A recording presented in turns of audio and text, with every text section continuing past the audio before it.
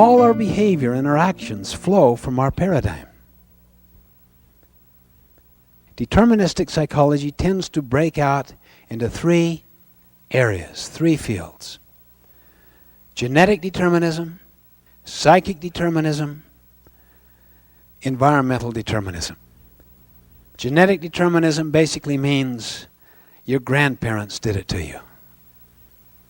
Yeah, I have a short fuse. It just seems to go through the generations. My father has one, and his father. Yeah, I'm a night person. Yeah, whole family is. Don't talk to me in the morning. I'm not pleasant. This has come through the generations. You see, what if I had a predisposition because of my genetic makeup? Okay, that is the stimulus.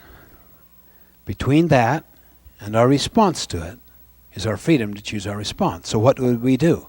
We'd adopt a lifestyle so that it didn't activate that genetic tendency, so that our lives were not made dysfunctional from it. Now, this isn't to say that we are not genetically powerfully influenced. It is to say that we are not genetically determined. And the difference between being influenced by and determined by is 180 degrees. Psychic determinism means your parents did it to you, not your grandparents. It didn't come through the DNA necessarily, the chromosomal structure of the DNA. Your parents did it to you. It's the way they raised you. It's very Freudian. Child is father to the man.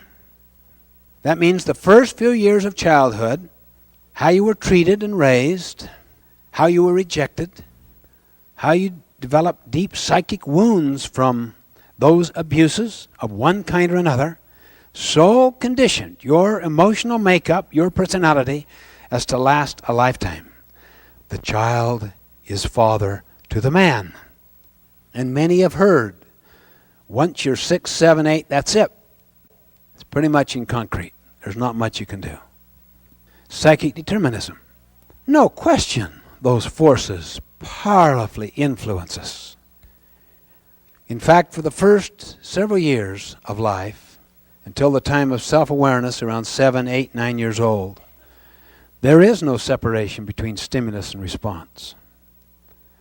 So that whatever stimulus went in here went right into the response. And the psychic scarring is there. The genetic tendencies are there. As soon as self-awareness begins to take place, there's a separation. This space, this freedom and power to choose. Then those tendencies are still there. So we're powerfully influenced by genetic and psychic forces. They're there. But we still have this space. We could behave in ways that might even possibly erase these. Or if not erase them, subordinate them, eclipse them, render them non-functional. They still may be there to some degree. Possibly they could be erased through different kinds of therapies. The point is, you still have this freedom to choose.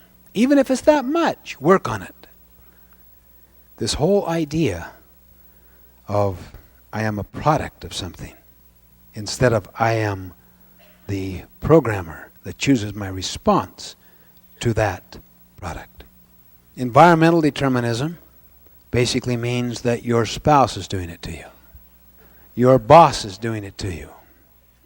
Your culture is doing it to you. Environmental determinism embraces the whole concept of external cultural influences. Again, without any question, we're influenced by those factors.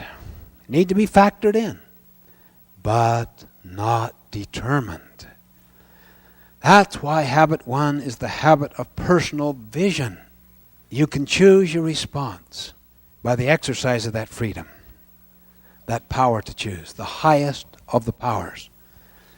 In that space are 4 human endowments: self-awareness, imagination, conscience, and independent will. Frankl could envision himself. He could see himself in a whole different situation. A company can envision its future. That's why they say the essence of leadership is vision and the ability to create a culture around that vision so that there's commitment toward that vision that is common, so that everyone exercises collectively their imagination.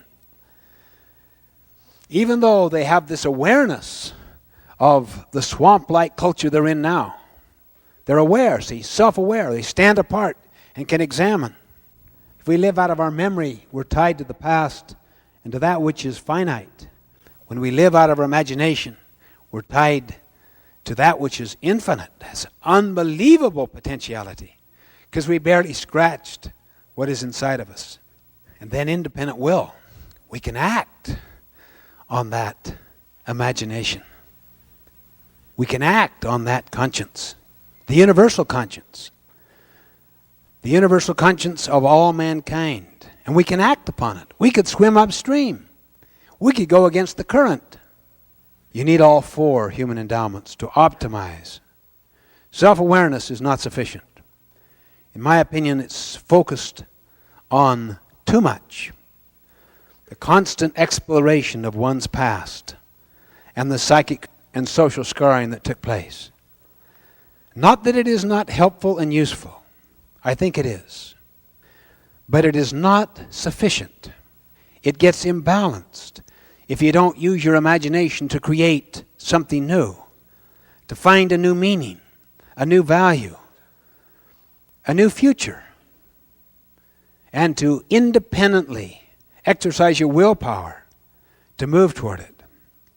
But imagination is insufficient. Hitler was an imaginative person, but he had no conscience. He was very value-driven, but the values were not based on principles. It's self-awareness plus imagination plus conscience plus independent will. The key is to take time to pause in that space, to tap into those human endowments. Self-awareness, imagination, conscience, and independent will. Then begin to act. Small, slow ways.